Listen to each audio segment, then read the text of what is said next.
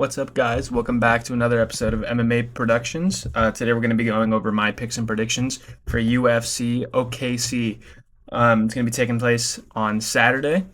Uh, I'm not going to lie, I procrastinated a bit getting this video out, and I'm leaving town tomorrow morning, so there's going to be no editing, probably no thumbnail, and I watch less and less footage as the card goes on here. So I might have some dookie picks. Although for the earlier ones that where I'm a little less sure of, I think I did a better job of watching film and stuff and doing research. And for the later ones, I'm a little bit more confident about my picks anyway, and you'll see that with the odds that are going to be on there. So starting off, we have Damian Anderson and Ezra Elliott debuting against each other. Really a sick fight, honestly. I kind of wish they weren't fighting each other. And sucks that one of them has to lose their undefeated record like this, but whatever. I'm going to be taking Damian Anderson, probably by decision, but I'm seeing a lot of people going with Ezra Elliott, so I'm a little bit nervous. I think part of that's the hype train that comes with him being, involved with Sugar Sean in some way, shape, or form. But getting into it, Anderson with a name like Demon Hands, you better be moving good in your debut, buddy. If you get knocked out in one with a name like Demon Hands, it's going to be unfortunate. Both of these guys been at a lot of weight classes. Damian Anderson specifically debuted at 155, went down to 45, and now is competing at bantamweight. They're fighting at featherweight here because of its short notice, like 4 days. It doesn't mean that much because he was fighting in, I don't remember the name of the promotion, but it's on Fight Pass, so it's going to be somewhat legit compared to other ones. He looked really good. He looked professional. Really good kickboxing. He'd like to stand a lot of his fights, early. Really, really solid jiu-jitsu game overall. With good takedowns, good submissions. He got like a counter heel hook, and I think his most recent fight. But he likes to stand and bang early. He's been testing himself with that, which is good. A lot of grappling matches. Really pretty long history with jiu-jitsu. Solid clinch game, pretty strong in there. Solid combo work, especially when he mixes in the kicks. Really good at transitions on the ground. He's pretty much dominated everyone he's fought in that sense. Past 2 wins aren't against bums, honestly. 4-1 and 5-1, but he did fight an 0-2 guy a few fights back. And he fought debutants in his first 2, but that's your first 2 pro fights. I'm not going to hold that against you. He's good at getting in and out of range. He's got solid counter-striking, good power. Fought taller and longer opponents, so he's going to be used to that here. And he kind of likes to, like I said, he likes to stay kickboxing early. Really good punches from back mount, too, which is weird. I don't see that often. I'm getting into Ezra Elliott. Really solid gym, obviously. He's got some rough people. We're going to get into that later with somebody else. This needs to be addressed with stat padding, because a lot of people complain about it with Khabib and stuff. You look at some of these American guys, man. Some of these, Red Hawk and MMA Lab guys. Some questionable people on their resumes. He fought on the regional scene, so I don't think his comp was as good as Damian Anderson, honestly, and I don't trust the regional scene as much. I even have it down. If your fights aren't on Fight Pass, worries me a little bit, But really good Darsh, really good submission, chases them a lot. Both these guys, 100% finish rate. Ezra Elliott solid on the feet, too. I'm taking Damian Anderson by decision. I don't know. I could be wrong here. I'm not going to be too upset if I am. But I think Damian Anderson has just fought better guys. Getting into the next fight, I need to stop yapping for so long. Diana Barbosa is taking on Anna Meliciano. Barbosa doesn't have really bad losses in the UFC, and she had a win over Karine Silva pre-UFC, which is really good. It's a pretty solid boxer, hitting some good counters and pocket shots against Gato or whatever, one of her last fights. Despite a pretty big range disadvantage. Strong in the clinch, solid BJJ reversals. Gato went for the friggin' Oscar with the kick that she hit her with. I do remember that. I remembered this fight as I was watching the footage. I remember watching it live. It was such bullshit. She hit her in the chest and neck, and she literally when her opponent was getting up down, soccer kicked her in the neck area. Her opponent got up on her hands and knees and then literally flopped back. Like Macy Barber after the Alexa Grasso knockout, just going for that Oscar. Really wanted that point taken. She's got good trips and stuff. Miranda Maverick was able to take her down and outwork her on the feet. I don't hate that. Meliciano got held against the cage pretty bad by a much worse opponent than her current one. Solid boxer, all right defense, uses her jab well. Had a nasty cut on her last opponent. Solid ground game. I'm still going to take Dione Barbosa by decision. I think she's going to out grapple her. Just better, classic WMMA. Kind of just out grappling her, out wrestling her. Uh, Getting in our next fight, I'm taking RJ Harris by decision here. Alvin Hines coming off a steroid suspension, which, come on, man, we got to do better. UFC, we got to do better. Yeah, but Hines, 1 year off of suspension for anabolic steroids with the name Goozy. Weird name. I can't stop looking at him without like giggling to myself a little bit. Solid boxer, kind of just crashes in there. He took a lot of damage against Denise. Still all right work against him for being on 18 days notice. Crashes his hand, or just kind of lets his hands down a lot. Crashes in there. Not really that fast. Solid pressure fighter. Has good cardio, but it's gonna be in question now. You know what I mean? Pretty sneaky kick game. Kind of whiffs at range a lot, which really worries me about with RJ Harris, and he was getting hit with like so many counter hooks against Denise. It was crazy. And especially worries me against RJ Harris, who was a goddamn giant, 6'6" with an 80-inch reach, young for a heavyweight. He's taking this on short notice, but pretty solid striking defense. Utilizes his range really well. Strong control on the clinch because of how big he is, and he has pretty good technique there. He's good in the pocket and at range, so I like that for him. He's getting picked apart by a smaller fighter, but we've seen they have success now. And he ended up submitting that Law 2 guy with a standing guillotine where he literally took him off of his feet, which is, I wish I could edit in a picture here, but it's already 10 o'clock and I got to be leaving at 9:30 and I'm not packed, unfortunately. So if you look up him versus Law 2, I think it's on his YouTube. Pretty crazy. Counters well off the back foot. Obviously really good range. Threatens that standing guillotine a lot. I'm going to take him by decision. I think he's going to beat up Alvin Hines here. Getting into our next fight, we have Alden Correa versus Stuart Nickel. Not much to say here. Correa, solid kickboxer. His 1-0 contest is bullshit. He got caught for weed on some Nick Diaz type deal. Really good gym, a lot of good comp there. 4-ounce Fight Club, Joshua Van. They're just handing Correa a win, if I'm being honest. He's got solid combo work. He's really athletic. Good technically, good grappling. Costa win has aged phenomenally. Good at catching people when they come in. He has solid Muay Thai sweeps even, and he switched stances before in fights. I don't know why it's orthodox there. That's just what UFC stat page said. Nickel defeated record in the UFC. He's 0-3. I'd give him the benefit of the doubt a little bit more if he was an eternal MMA guy, but he's not. So that 8's questionable, especially when you're 0-3 in the UFC. He's an okay striker, kind of throws some BS sometimes, like spinning stuff, overextends a lot.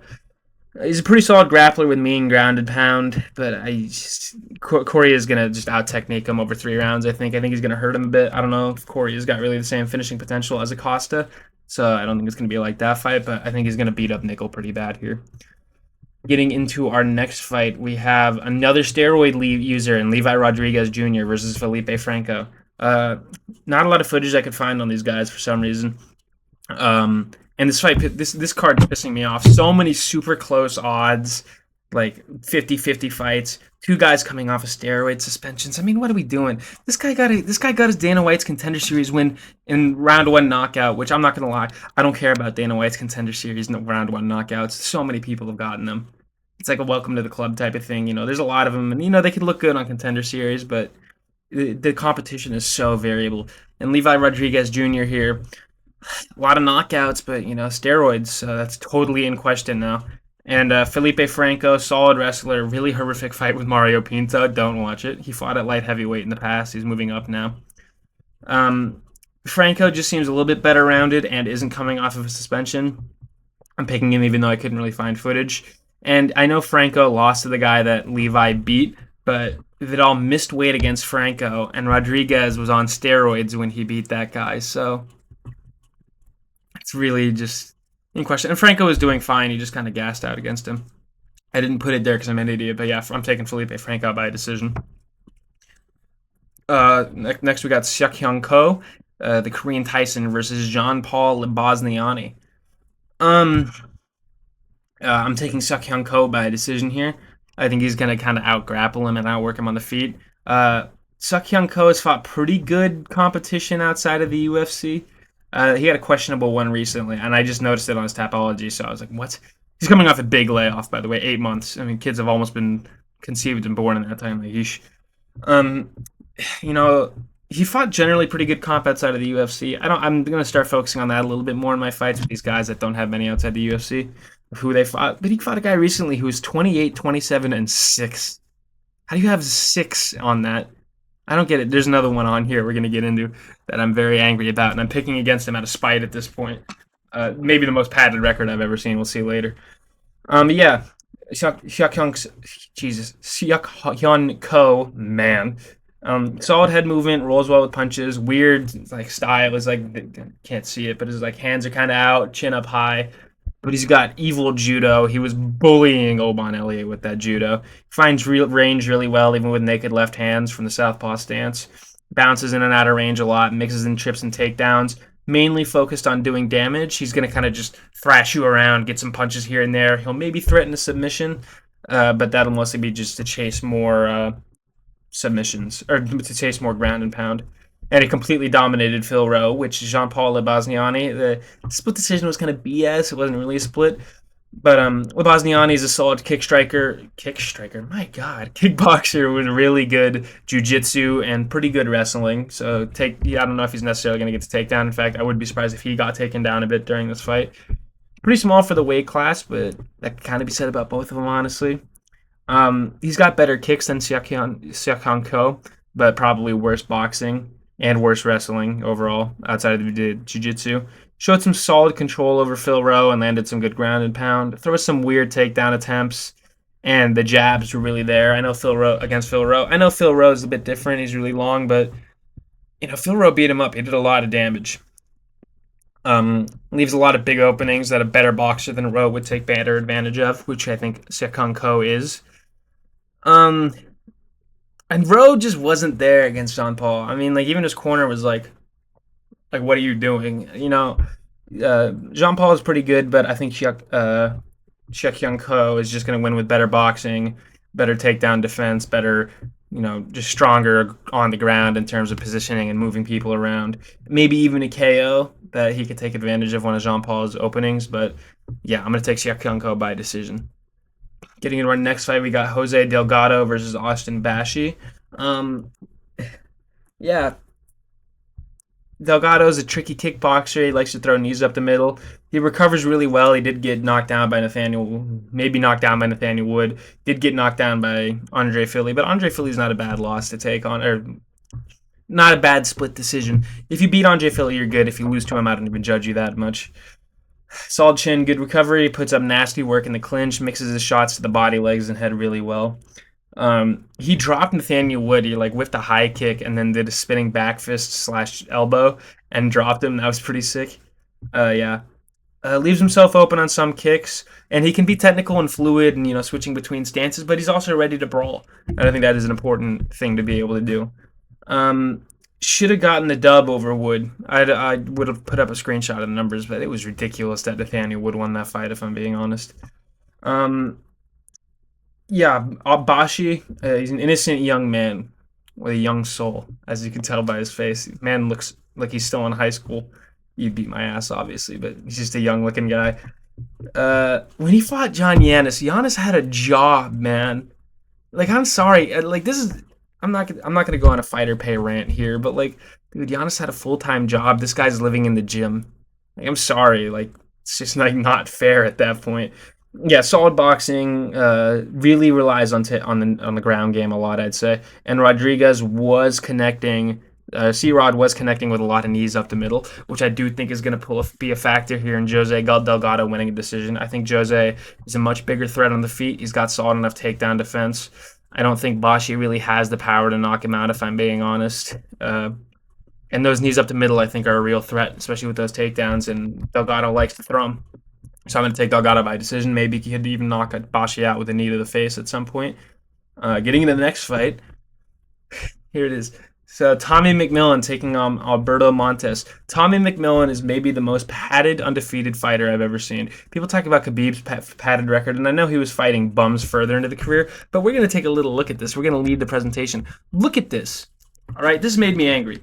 And the same thing goes for Ezra Elliott to a degree. This is why I don't take regional MMA seriously. All right. So, solid win over Manolo Zucchini. Not whatever. Manolo. By the way, he cannot fight like that against Alberto Montez. He'll be dead in like 5 seconds. David Magoyan, he got dropped pretty bad multiple times in round one. Look at Dumar Rua, right?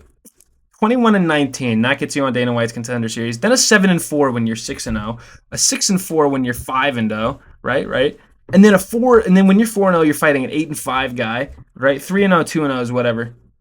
Look at this. Are we serious? This is what passes for an undefeated fighter. I know he was only 2-0 going into this fight, but 14-35 is unacceptable. If you want to really get a little giggle in, little laugh, because this pisses me off. He's 14-51. How does this count as a win on your record? This guy's 14-51 on a regional scene. He was 14-35 when he fought him. This counts as a win. This should be an exhibition match. It's ridiculous. This is a padded record. I'm sorry. You can't fight guys like have, because like everyone's gonna have weird wins on your record where it's like kind of not the best guy, you know, like a 6-4, 8-5, whatever. He has a lot that are pretty far in. I think it's ridiculous. I think it's gross, honestly. I mean, 14-35 is unacceptable. I don't know why no one stopped him from fighting for his own safety at that point. That agitates me a lot. And I say we don't get this, you know, that's a boxing thing. That should be a boxing thing. I don't get it, man. It pisses me off.